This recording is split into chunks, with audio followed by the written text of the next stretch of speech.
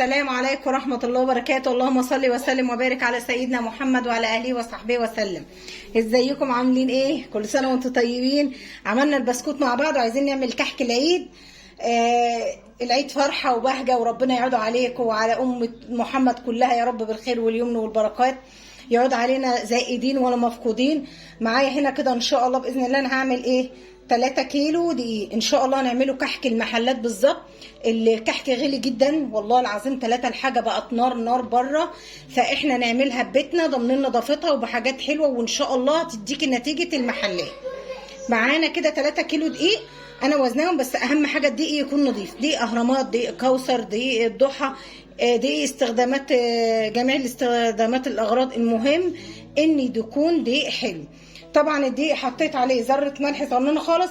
وبصوا يا جماعه الكيلو الدقيق في الكحك بياخد ربع معلقه بيكنج باودر، 100 جرام خميره اللي هي الخميره الفوريه، ما بنكترش خميره، والبودوفور مش والبيكنج باودر ما بنكترهوش في الكحك، عشان يعني هو اصلا كحك المحلات ما بيحطوش على فكره لا خميره ولا اي حاجه، بيحطوا بيكنج باودر بس. فاحنا بنحط ربع كل كيلو، يعني انا حطيت لي 3 كيلو معلقه ونص بيكنج باودر، لان كل معلقه كل كيلو بياخد ايه، يعني المعلقه الصغننه، بصوا معلقه صغيره زي دي كده هناخد نصها، اقل من نصها حاجه بس، يعني هي صغيره خالص اهي مش المعلقه الكبيره. معايا طبعا كل كيلو كحك هياخد معلقتين سكر، ال3 كيلو هديهم 6 معالق سكر بودره اهو، 6 معالق سكر بودره. انا حطيت البيكنج باودر زي ما انا قلت لكم. ادي هنعمله على السخن المره دي، انا عملته معاكم السنه اللي قبل فاتت على البارد. ادي 2 3 4 5 ادي 6، يبقى دي 6 معايا. انا بجيب ريحه السمنه اللي هي البلدي، عايزه تجيبي انت محلب، عايزه تجيبي ريحه الكحك، بس انا بصراحه ما بحبش اي حاجه فيه غير اللي هي ايه ريحه السمنه البلدي. معايا ايه، معايا بقى كل كيلو كحك بياخد 500 جرام سمنه، يعني نص كيلو. كل كيلو دقيق اللي هو الكحك الدايب الحلو بتاع المحلات، لو انت عايزاه ناشف شويه بيقرمش هتحط 400 جرام، يعني ايه نص كيلو الا 100 جرام. لكن اللي هو المظبوط اللي يبقى يعني دايب وفيه حته كسره وقرمشه كده بيبقى 500. لو عايزاه دايب قوي قوي وايدك تبصم فيه كده هياخد 550، فانا هعمله 500 عشان ايه ينشال وينحط ويبقى ايه حلو معانا. يبقى احنا قلنا كده اهوت.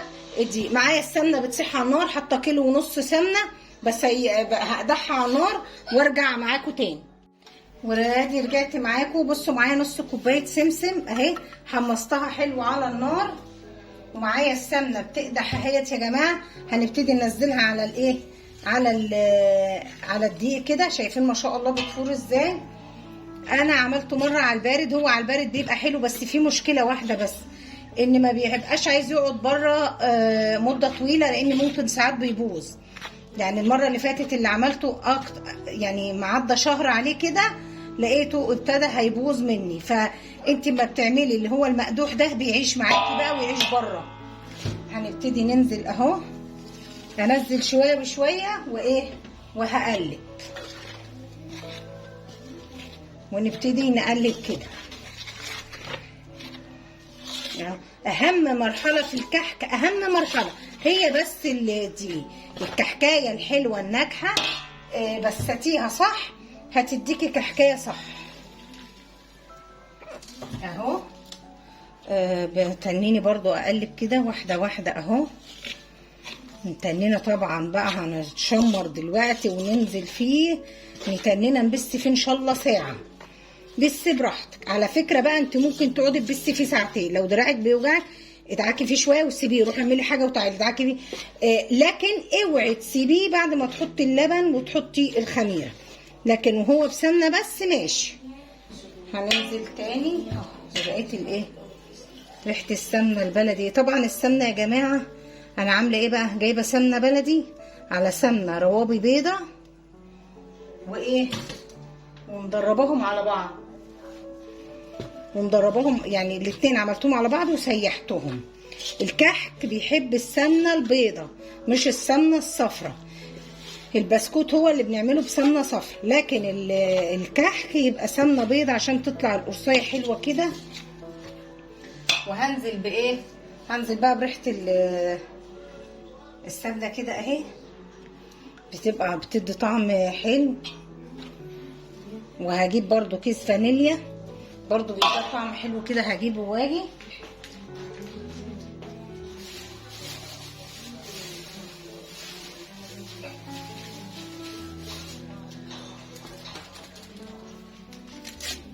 كيس الفانيليا اهو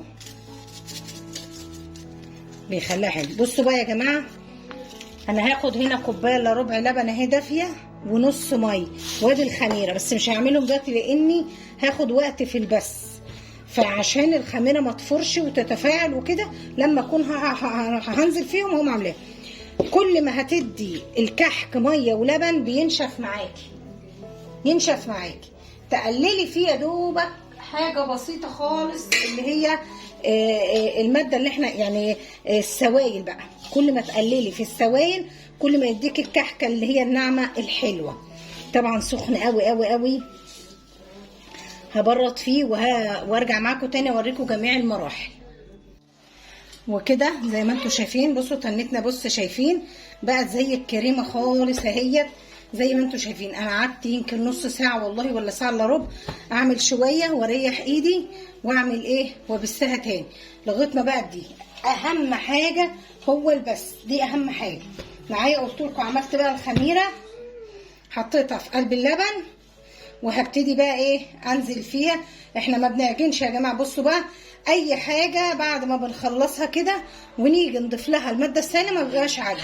انا بلم بس 3 كيلو حطيت لهم اهوت كوبايه الا ربع لبن اهو، كوبايه الا ربع لبن. انا هلم بس العجينه. لو انت عايزاه دايب قوي قوي قوي قوي قللي الماده السائله، حط بقى نص كوبايه وخلاص لبن. انما عايزينه ماسك شويه هنبتدي ايه. وطبعا معايا نص كوبايه ميه كمان، نص كوبايه ميه كده بتخليه ناعم، بتنعم العجينه في ايدك كده وتبقى حلوه زي ما انتم شايفين اهو. انا بشربها بس انا ما بعجنش اهي.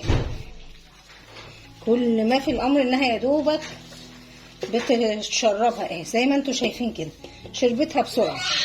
بس اهي هحط الميه اهو، بس خدت يجي ربع كوبايه يعني ما خدتهاش كلها.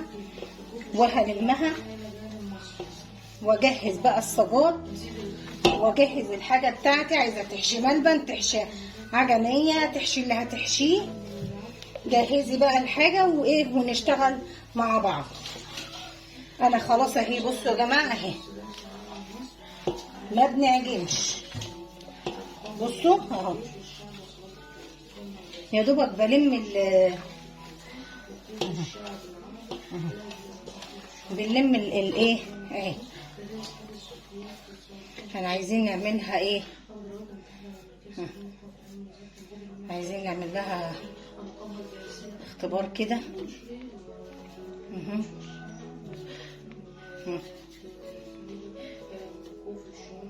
لا ندعكها شويه كمان عشان ما اطولش الفيديو. هجهزها وهوريها لكم برضو قبل ما نشتغل فيها تاني، بس عشان ما اطولش الفيديو عليكم. ورجعت معاكم تاني بعد ما لميتها زي ما انتم شايفين كده. هنبتدي نعمل لها اختبار كده اهو، حته نعرف ان هي ازاي بقت كده كويسه مش عايزه حاجه تاني. هقوم مدوراها كده اهي واتك عليها كده اهي، يعني تدعكيها في ايدك الاول اهي، تقوم عاملاها كده وتتكي كده ما شققتش اهي، يعني كده حلوه. يبقى كده العجينه خلاص كده تمام. هغطيها بقى ونشوف هنعمل ايه ونرجع تاني مع بعض. وجيت معاكم. بصوا انا عملت ايه، عملت الصينيه دي زي ما قلت لكم اهيت. دي نقشتها بايدي. هسيب ان هي النقشه اللي هي بديت هسيبها اخر حاجه. ليه بقى؟ لان العجينه لما بتخمر النقشه بتروح منها، فهي هتبقى اخر صاج معايا هعمله. بس حبيت اوريكم. وده الملبن انا جبته، الملبن الحلو اللي انتوا تنقوه اللي هو بيبقى بيسيح وجميل جدا، الملبن الابيض الشفاف. تجيبي الملبن ابيض وشفاف كده، والله لا حاطه له سمنه ولا اي حاجه، يا دوبك شويه دي وقمت عاملاه. وبصراحه انا مش هحشى الا بملبن بس النبيض، لان ولادي اصلا يعني حتى ما بيحبوش الحشو. بس انا هعمل كده صينيتين فيهم ملبن، والباقي هيبقى كحك وبقى وبقيه القرص اللي هي بالنقشه دي. ونرجع تاني بقى، عشان بس انا كمني واقفه على رجلي عشان التصوير، فهقعد بقى بصراحه في الارض واكمل الكميه، ونرجع تاني مع بعض واحنا بنسوي وبنخبز ان شاء الله. ورجعت لكم تاني بعد ما خلصت الكميه اهي، زي شايفين ما شاء الله. دي طبعا اللي هي النقشه اللي هي بالبصامه، خليتها اخر حاجه. طبعا بسم الله ما شاء الله 3 كيلو زي ما انتم شايفين، عاملين لنا شويه السجط الحلوين دول كده ما شاء الله. هروح بقى اولع الفرن واخبز. الفرن يا جماعه بيولع على 160 170، ونخليه حلو كده، يعني ما تبقاش عالي قوي يسلوى الحاجه تتحمر من فوق ومن قدام وتبقى من جوه مش مستويه. لا نخليها على 160 كده ولا 180 مثلا جوه يا مصطفى. يعني تبقى نار كده متوسطه، لا عاليه قوي ولا واطيه قوي. وهنرجع تاني نصور مع بعض ان شاء الله واحنا بنخبز. ونرجع تاني، ما تنسوناش في اللايك كده واشتراك في القناه وتفعلوا الجرس يوصلكم كل فيديوهاتنا الجديده من مطبخ سلوى. ورجعت لكم تاني بعد ما خلصناهم خبيز. شايفين ما شاء الله والله العظيم كحك زي العسل. انا انبهرت يعني ما شاء الله بجماله. الكحك دايب كده وحلو وجميل جدا، فقلت اوريهولكم الشكل كده الاول. ال3 كيلو ما شاء الله ما شاء الله عملوا قد ايه. وعملنا تشكيلات الكحك الحلوه دي كده، وديت اللي هي البصامه اهي، وديت اللي هي النقشه. قلت اوريها لكم. وطبعا انا معرفتش اصور معاكم امبارح في الخبيز لان الجو قلب مره واحده. وطبعا انا كنت يعني الفرن بتاعي بيبقى في اوضه بره الشقه كده، فانا بحب اوريكم زي ما انتم شايفين الجمال ده. وهنرجع تاني مع بعض بعد ما عايزه اعبي طبق بقى اللي هو هيبقى التصوير. فايه رايكم؟ ما تنسوناش كده في لايك واشتراك في القناه وتفعلوا الجرس هيوصلكم كل فيديوهاتنا الجديده من مطبخ سلوى. ورجعت لكم تاني بعد ما عبينا العظمه دي كده زي ما انتم شايفين كده عشان التصوير. والله الكحك جميل جدا.